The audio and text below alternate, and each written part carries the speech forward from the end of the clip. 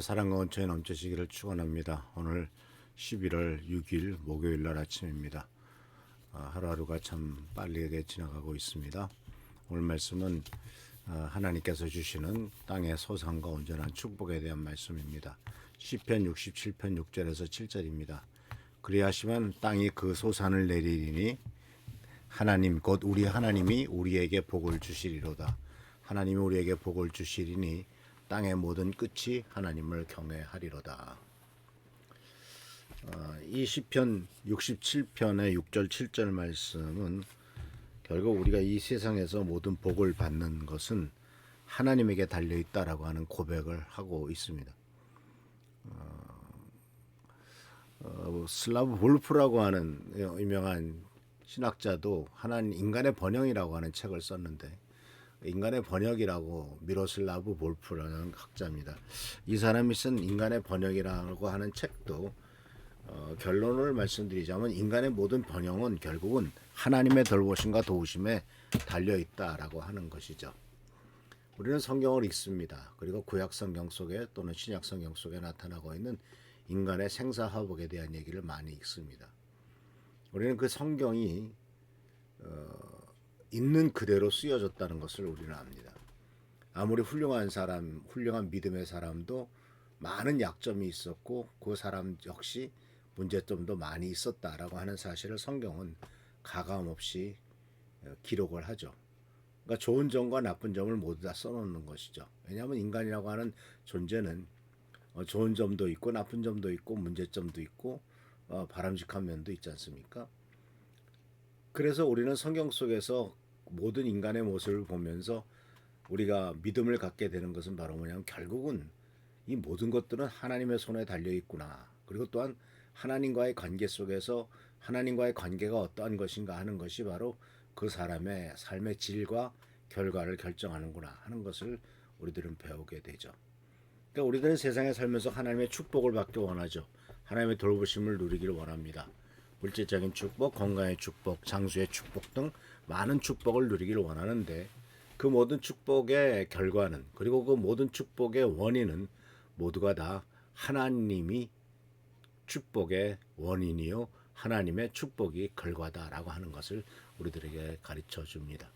그래서 땅이 소산을 낸다. 하나님이 우리에게 복을 주시리로다라고 말씀하셨는데, 땅에 내는 소산도 사실은 인간이 씨를 뿌리지만은 그 씨 뿌리고 난 다음에 비를 주시고 바람을 주시고 햇빛을 쏟아붓게 하셔서 열매를 맺게 하시는 분은 결국 하나님이시지 인간이 아니다라고 하는 것을 잘 가르쳐 주고 있죠.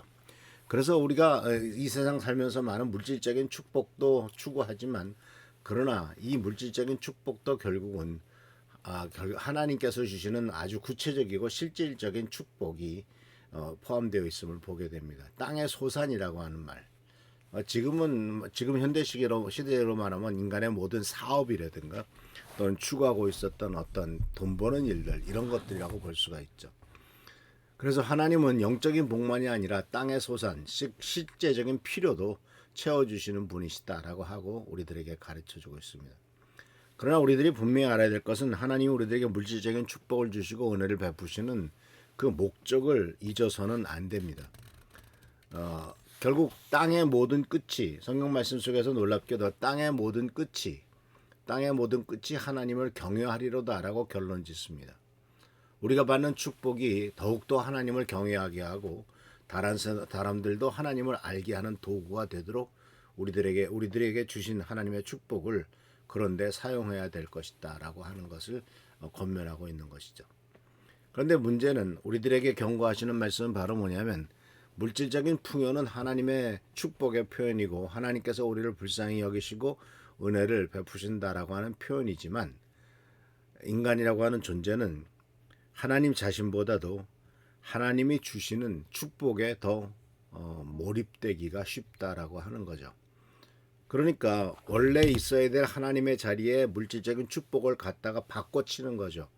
그렇게 되면은 결국은 하나님이 주신 축복이 오히려 우상이 되는 경우가 생기죠. 자식을 낳기를 간절히 원했습니다. 아브라함이. 그래서 하나님께서 아브라함에게 100세의 아들을 주셨습니다. 근데 점점점 아브라함에게 이삭이 아들인 이삭이 우상이 돼 갑니다. 그래서 하나님보다도 아브라함이 이삭을 더 생각하고 더 섬기고 더 관심을 갖습니다. 그래서 하나님께서는 아브라함에게 내 아들을 갖다 바쳐라라고 하는 말도 안 되는 명령을 하죠. 번제로 바쳐라라고 하는 명령을 했을 때 아마도 아브라함은 깨달았을 겁니다. 내가 하나님이 주신 것을 하나님보다 더 사랑했구나. 그렇기 때문에 하나님께서는 이것을 걷어가시려고 하는구나. 그러나 틀림없이 이 아들을 통해서 축복하신다고 했으니까 걷어가시더라도 하나님께서는 또다시 살리실 수 있을 것이고 또다시 역사하실 것이다 라고 하는 하나님에 대한 확신을 갖고 있죠. 그러니까 거기서 뭐가 드러납니까? 아브라함이 하나님을 정말 이삭보다도 하나님을 더 의지하고 있었구나 하는 것을 하나님께서 깨닫게 되시는 것이죠. 그래서 축복을 받을 때마다 우리들은 그 축복이 우상이 되지 않도록 축복을 주신 하나님에 대해서 끝까지 하나님이심을 기억하고 감사해야 됩니다.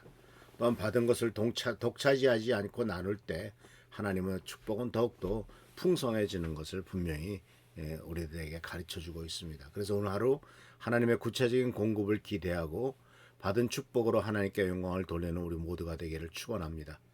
그래서 하나님의 축복은 막연하거나 또는 구름 잡는 것이 아니라 실제적이고 구체적인 것임을 확신하시고 또 물질적인 축복이 영적인 축복과 조화를 이루고 물질적인 축복이 오히려 더 큰 영적인 축복으로 나가도록 우리들이 그것을 활용하고 사용하는 이와 같은 축복과 진정한 축복의 자리, 은혜의 자리에 나가기를 축원합니다.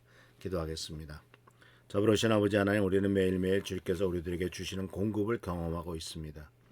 우리가 물질적인 축복을 받을 때마다 물질보다도 하나님을 더욱더 경외하도록 하시고 주신 분도 하나님이시고 걷어가신 분도 하나님이시니 모든 것이 다 주님의 뜻 가운데 이루어집니다라고 고백했던 아버지 하나님, 이 욥의 고백과 같이 우리들도 오직 하나님을 바라보고 의지하며 하나님의 축복을 바라보도록 역사하옵소서.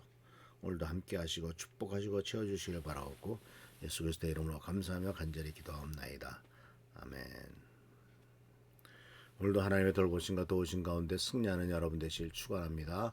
할렐루야, 축복합니다.